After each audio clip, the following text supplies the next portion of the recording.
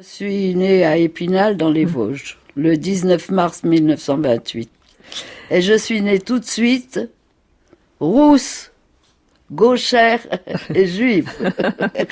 Ils étaient 5 enfants et Marceline et son père ont été déportés. Les 4 autres et la mère ont pu échapper. Je me souviens de la nuit qui tombe. Je me souviens du dernier pot-au-feu préparé par ma mère. Je me souviens de notre fatigue, de la migraine de ma mère et de l'insistance de ma sœur qui nous poussait à partir. Je me souviens de la décision de rester une nuit encore. Monsieur, s'il vous plaît, êtes-vous heureux? Je dit, qu'est-ce que ça peut vous foutre? Monsieur, s'il vous plaît, est-ce que vous êtes heureux? Toujours, oui. C'est vrai? Oui, oui. Sur le thème du bonheur. J'ai eu du bonheur, j'ai eu du malheur, j'ai eu un petit peu de tout dans ma vie. Ça ne peut pas être autrement, hein. Il faut bien partager un peu. Pourquoi vous êtes malheureux, monsieur? Parce que je suis trop vieux. C'est vrai? Oui, 79 ans. Non. Cette démarche d'Edgar Morin et des gens rouges, moi, ça me fascinait. Et elle faisait partie de ces gens-là. Et maintenant, quand j'ai revu le film, je me dis que sa parole était déjà très forte. Quand je t'ai vu là-bas, ça faisait 6 mois qu'on était déjà arrivés. On s'est jetés dans les bras l'un de l'autre.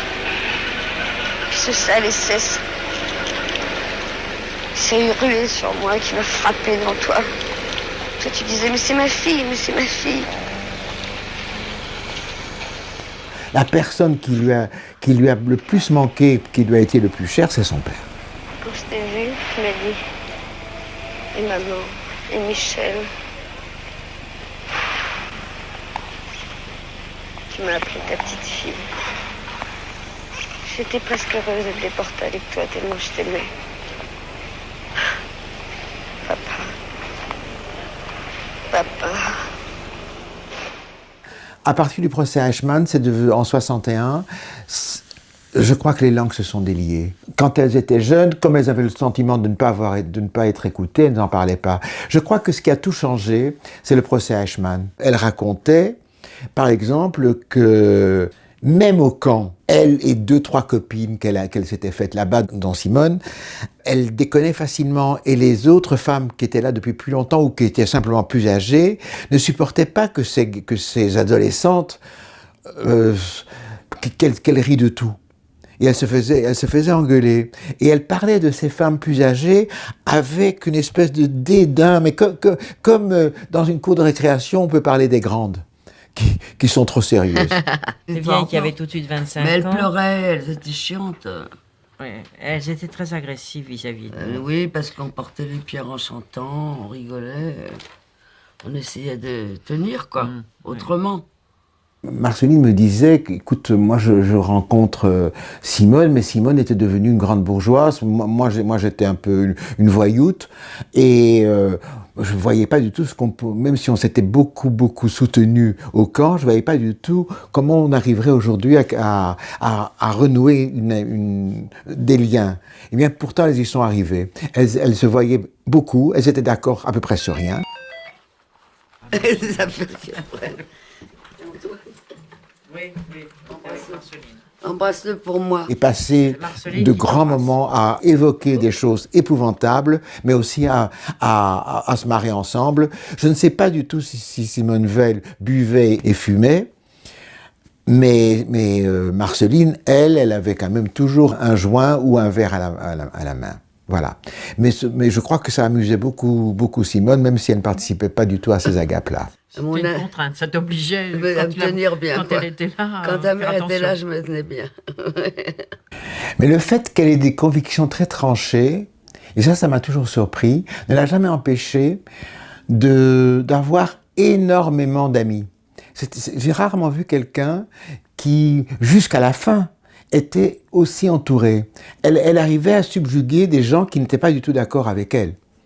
Et ça, c'est une force que j'ai vue chez peu de gens.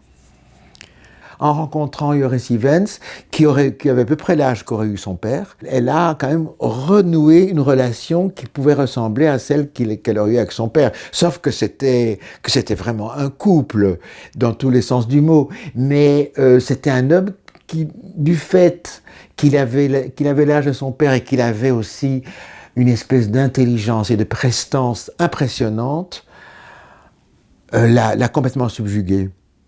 Par ailleurs, dans son dernier livre, elle raconte qu'elle a connu beaucoup d'hommes avant, mais qu'avec lui, c'était une relation beaucoup plus forte que tout ce qu'elle a pu vivre par ailleurs. Elle a fait un très beau film qui n'est plus un film politique, mais qui est un film sur le vent. Ils sont allés à la recherche du vent. Ils sont partis ensemble, je crois en Asie, à la recherche pour filmer le vent. Bon, ça c'était leur œuvre commune, parce que tout ce qu'ils ont fait comme film politique, elle avait surtout le sentiment, même s'ils l'ont signé ensemble, que c'était les films de Joris. D'abord, c'était idéologiquement les films de Joris, même si elle le suivait. Il y a certains des films qu'elle a fait en Chine, dans ces 11 ou 12 films qu'ils ont fait en Chine, il y a quelques-uns qu'elle défendait. Mais Le Vent, c'était leur œuvre à deux. Ils l'ont signé ensemble, mais c'était très juste qu'ils le signent ensemble. Elle était, comme son mari Joris Ivens, une maoïste convaincue.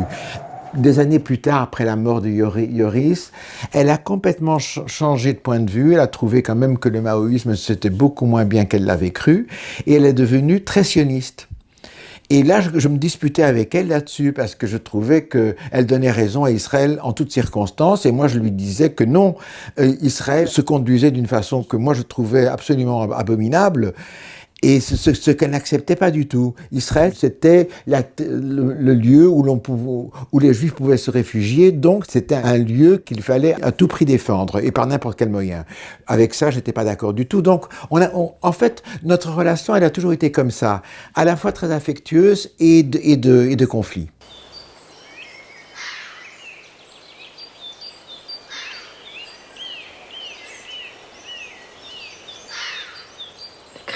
Est là.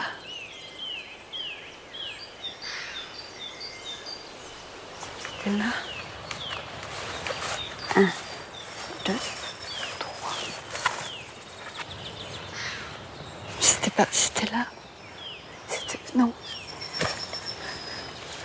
Mais non.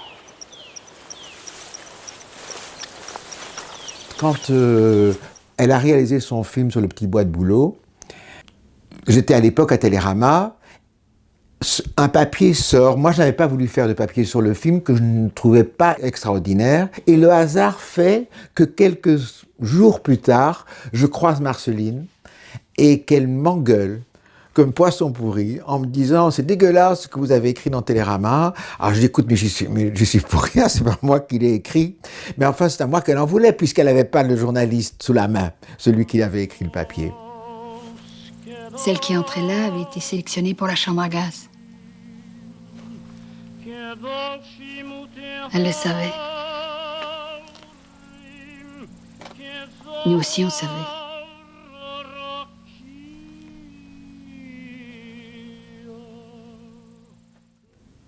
Elle était venue présenter L'amour d'après à la Maison de la Poésie. Elle était déjà très fatiguée. C'était vraiment quelques mois avant sa mort. Elle était très fatiguée, il y avait énormément de monde, pratiquement tout le monde la connaissait, personnellement. Et là, c'était quand même une comédienne achevée.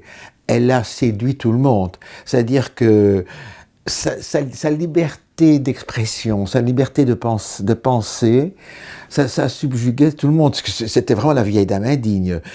En plus, on ne pouvait pas la voir comme une vieille dame. Elle avait un côté, mais comme elle disait elle-même, trop voyoute pour ça. Elle avait un franc-parler comme j'ai rarement croisé.